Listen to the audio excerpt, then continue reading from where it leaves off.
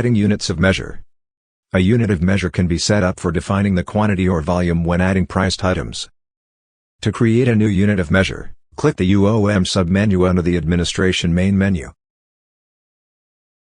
Click the Add button, enter a name and click Save.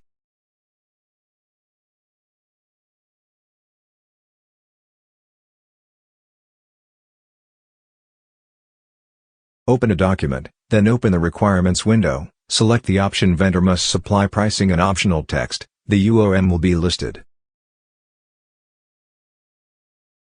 Units of measure can also be added directly from the Requirements window. Click in the UOM selector, enter a name, and confirm that it should be added to the current list. When opening the Units of Measure setting page, the new UOM added in the document will now be listed.